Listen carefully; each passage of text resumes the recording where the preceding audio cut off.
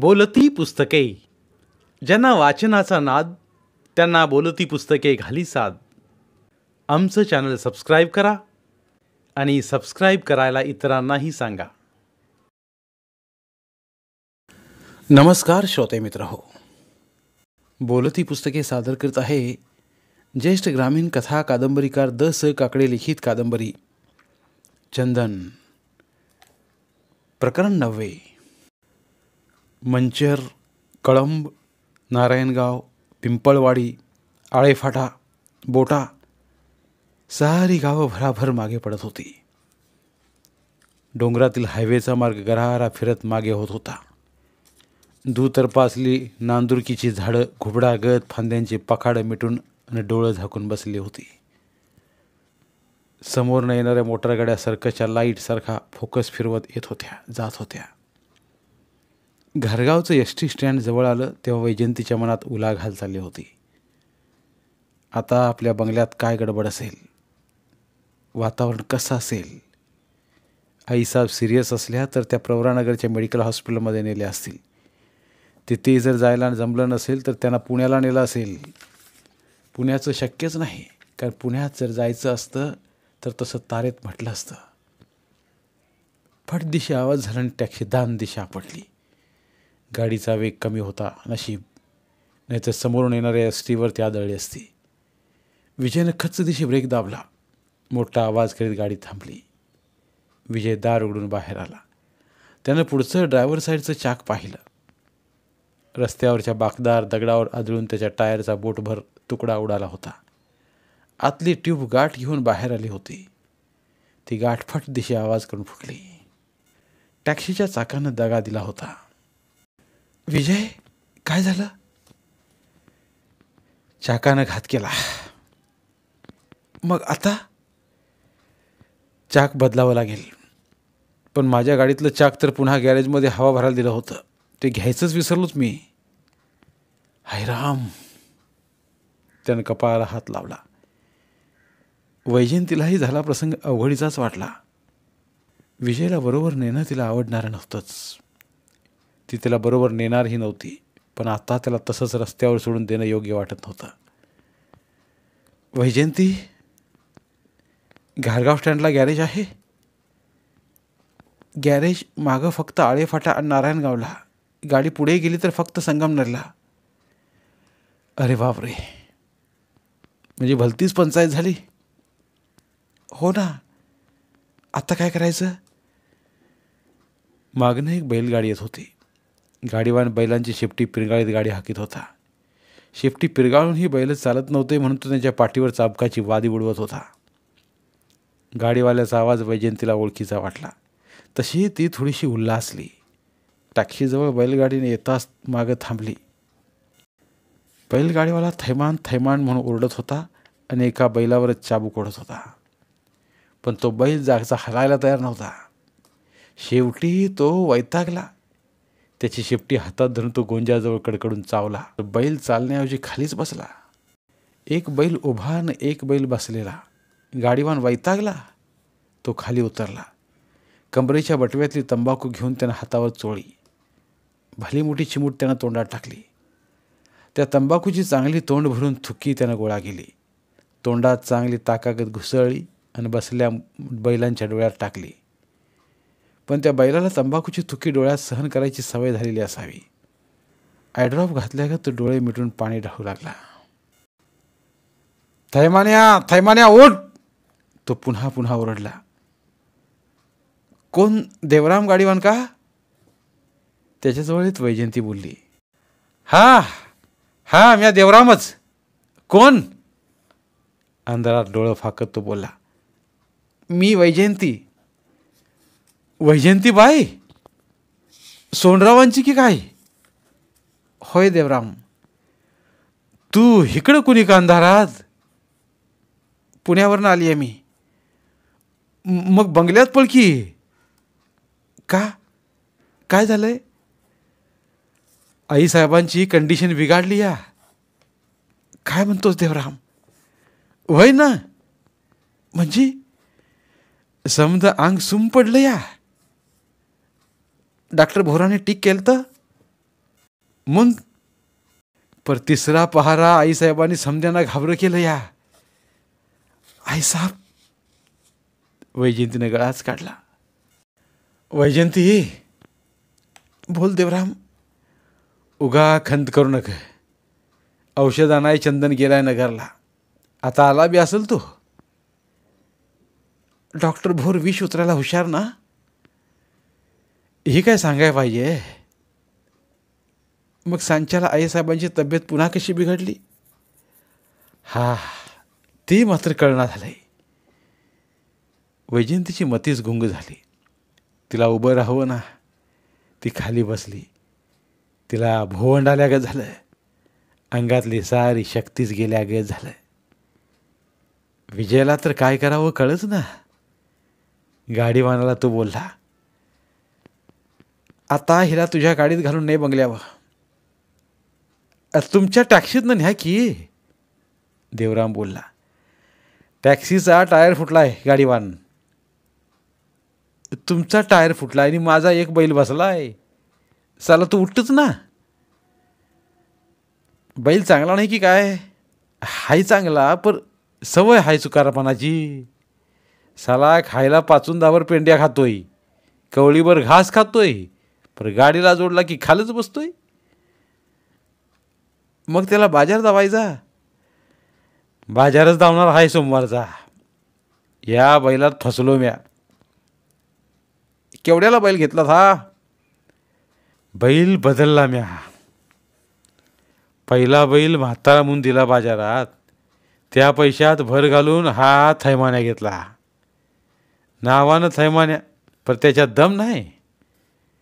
गावोगावच्या बाजारात वानगारांची दुकानं भाड्यानं व्हायची कामं घेतोय. पण ह्यो बैल आला आणि भाड्याच्या धंद्याची वाट लागली. आज 15 रोज धंदा बुडला आहे. डोळापण्याचं भाडं कसं बसं नेलं तर हा थैमान्या 17 जागी बसला. रस्त्याच्या कडेला डोकं धरून बसली वैजयंतीची मळमळ वाढली. ती नरड्यातनं घाणेरडं थुकी बाहेर पडत होती. तोंडाला पाणी सुटत होतं. तिला धड उभं राहत नव्हतं. वैजयंती, तब्येत बरी नाही काय. हो. अरा, तुला गाडीत घालून बंगल्यावर पोचिवलं असतं, पर ह्यो थैमान्या त्यानं पार माही चव घालिवली. गाडीवानाला असला बैल मिळाल्यावर गाडीवानानं काय करावं. विजय आपल्या गाडीकडे पाहत होता. त्याला धड कुठंच जाता येत नव्हतं. त्यात वैजयंतीचं मळमळणं. उभी राहिली की ती ऑक ऑक करून खाली बसायची. वैजयंती, हे साहेब कोण आहे ती. हे साहेब पुण्याकडचे आहेत. रात चांदणी असल्यानं सारं काही दिसत होतं. गाडीचा दुसरा बैल उभा राहून शेपटीनं अंगावरच्या गोमाशा हाकलत होता. दुसरा डोळ्यात टाकल्या तंबाखूची आग पाणी ढाळून कमी करीत होता. वैजयंती, मी काय करू आता. आता आपल्याला पायी जायला हवंय.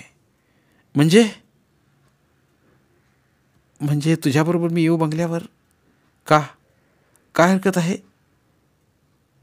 तुझ्या ओकण्यामुळे तर मी घाबरलोय. त्यात काय घाबरायचं. घाबरली वैजयंती बोलली. साहेब, तुम्ही एक काम करा. गाडीवान देवराम बोलला. कसलं काम.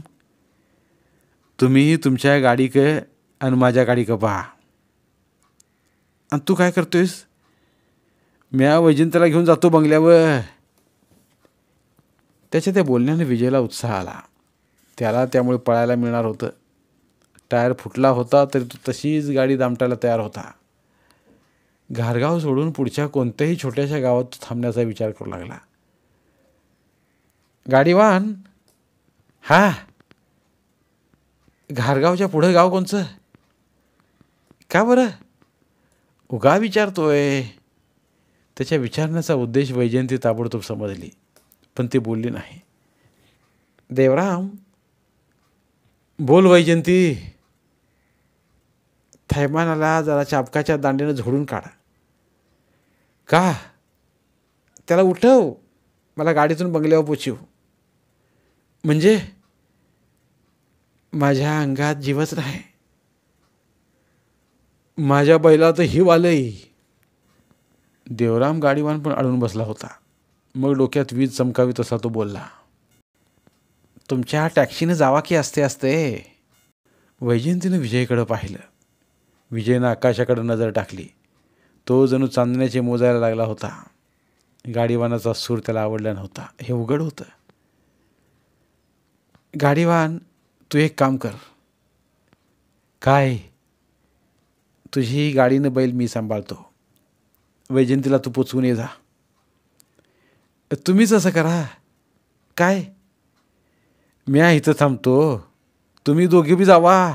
सकाळपर्यंत तुमची गाडी सांभाळतो की. विजय, देवराम म्हणतो ते ठीक आहे, चल.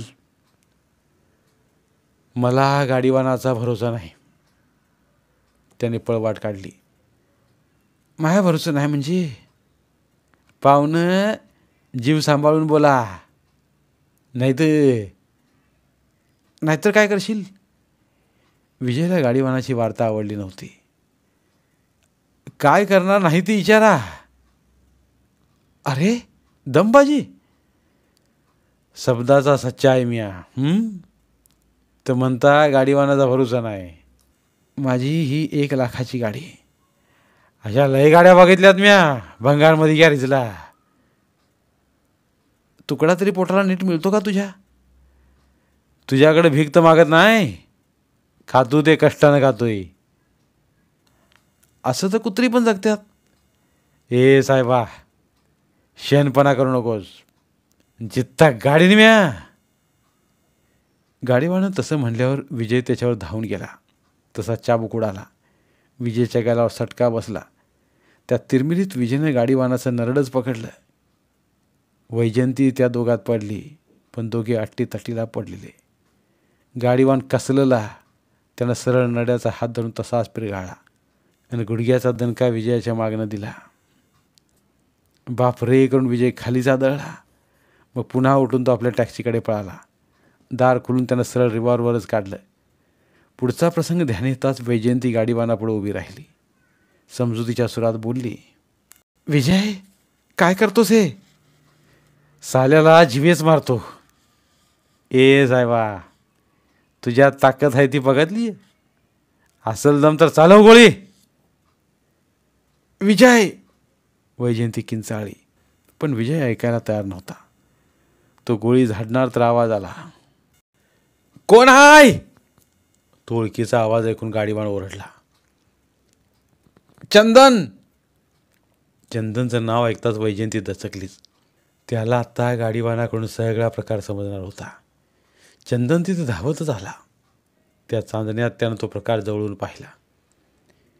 गाडीवानाच्या पुढे वैजयंती आणि बाजूला हातात रिव्हॉल्वर घेऊन उभा असलेला विजय.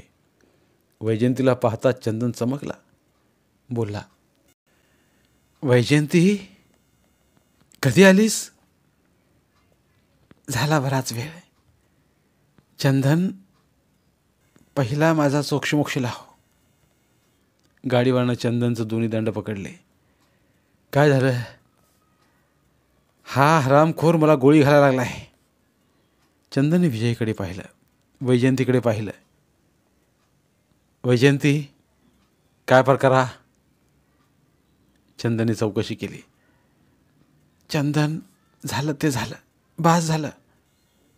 गाडीवान देवरामला जायला सांग. मी उगा तसाच त्याला जायला सांगणार नाही. म्हणजे? तो उद्या आबासाहेबांना भेटला तर मला न्याव तोडता आला नाही म्हणून फैलाव घेईल. आबासाहेब मला काय म्हणतील? वैजयंती, या साहेबाला पाठीशी घालू नका. पाठीत खंजीर खुपसणारे अवलाद हाई. देवराम, तूच गप्प बैस. चंदन उखडला. हा, म्या गप्प बसतो. पर हा, म्या विचारतो की बैसवार. विचार. चंदनने विजयकडे पाहिलं. त्यानं हातातलं रिव्हॉल्वर तसंच गुरमीत ठेवलं होतं. गाडीवान देवरामाकडे तो अजूनही खाऊकी गिळू अशा नजरेनं पाहत होता. कोण तुम्ही? चंदनने सावकाशपणे विजयाला विचारले. ते तू वैजयंतीला विचार. विजय उद्धटपणे चंदनला बोलला. तुम्ही काय न वैजयंतीनं काय, तुमच्या एकी सांगितलेलं मला पाहिजे. चंदन, बोल वैजयंती. हा की नाही? ह्या ना तू हा म्हणतेस म्हणजे? तसं काही नाही, मला म्हणायचं की हे की नाही. वैजयंतीची गडबड उडाली. कोण आहे ते? मला हॉस्टेलवर तार मिळाली. बरं, तर त्या आपल्या कर्नाटकी बाय. वैजयंतीने कर्नाटकी बाईंचं नाव काढता त्यांचा तो देखणा चेहरा चंदनच्या डोळ्यांपुढे उभा राहिला. त्या कर्नाटकी बाईंनी ह्यांना तुला पोचवायला गाडी घेऊन पाठवलं म्हण की.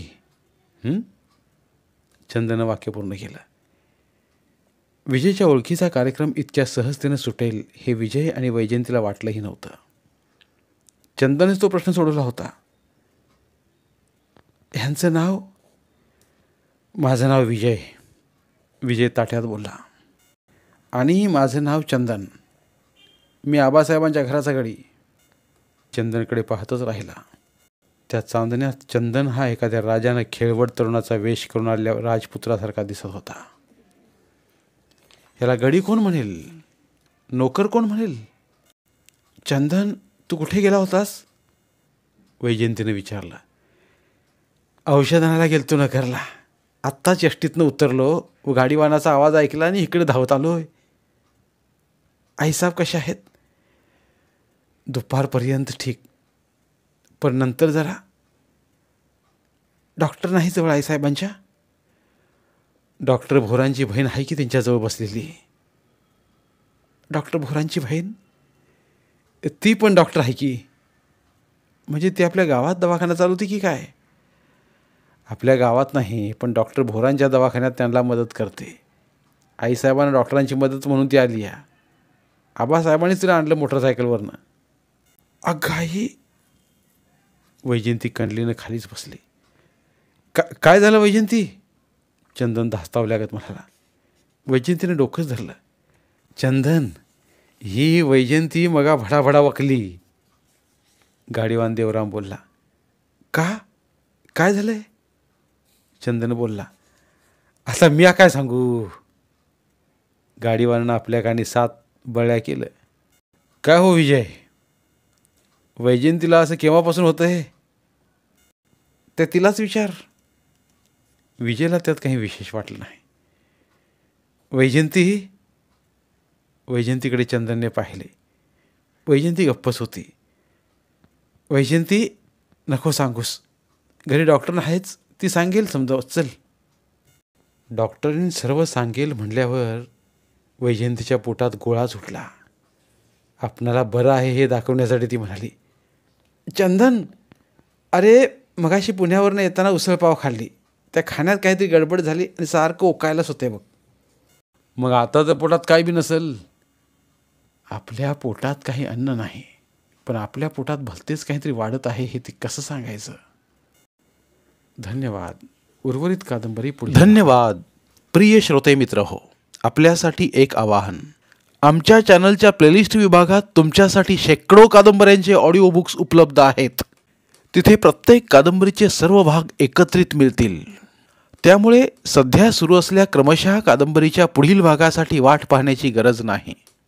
तुमच्या वेळेनुसार तुम्ही संपूर्ण कादंबरी सलगपणे ऐकू शकतात आणि साहित्याचा आस्वाद घेऊ शकता. कृपया आमच्या चॅनलच्या होमपेजवर जाऊन प्लेलिस्ट चेक करा आणि तुमची आवडती कादंबरी निवडा. धन्यवाद.